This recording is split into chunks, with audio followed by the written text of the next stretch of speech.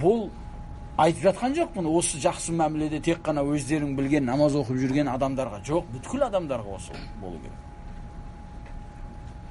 Аллах айтады: "Ва қулу линнаси хусна". Аннас деген білесіңдер ме кім?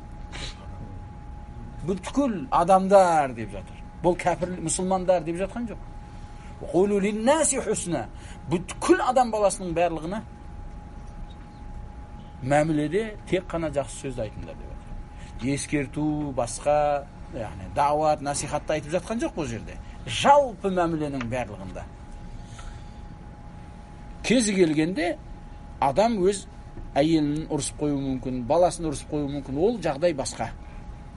Амма жалпы мәміледе адам бүткіл адамдардың барлығына, тіпті кәпірлерге болғанда да адам әділдікпен дұрыс мәміледе болу керек.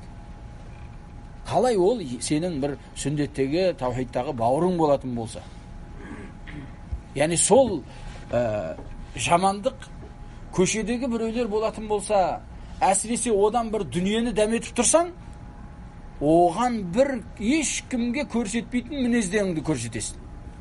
Кейбіреулер біратыла түлкі болып кетеді ананың алдында.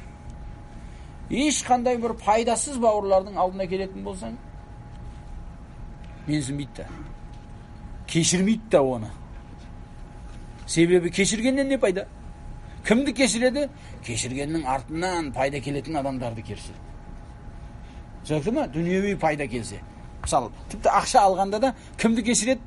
Ертең мұқтаж болып қалатын адамдарды. Қоя тұр, мейлі ақша тұра берсін саған, кейін аламын деп тұр. Кімнен? Ертең ақша сұрасам алып қалуым мүмкін қайттан. Сұрап қалуым мүмкін мен. Қазір одан $1000 қарызбын, ертең 2000 қылып қайтарып алам қарыз қылып дегендей ойлармен жүретіндер бар. Жағдайы жоқ адамдар болса, сен бермейсің ба? Не сен дегендей. Жағдай барынша бір-екі соғып тартып алуға әрекет қылатындар бар. Бұлардың барлығы мұсылманның мінезі емес бауырлар. Сол үшін өткенде бірнеше реттен қайтарып айттым ғой. Шейх Албани рахимахулла айтады, біз тасфия бабында біраз жақсы жүріп қалдық дейді. Тасфия деген бағанағы таухид пен ширкті айыру, бидат пен сүндетті айыру. Амма тәрбие бабында сол үйренген нәрселерімізді өмірде не дейді? Жүзеге асыру бабында кемшілігіміз көп. Кемшілігіміз көп. Сол кемшілік азаю керек. Жоқ болуы қиын, бірақ азаю керек сол кемшілік.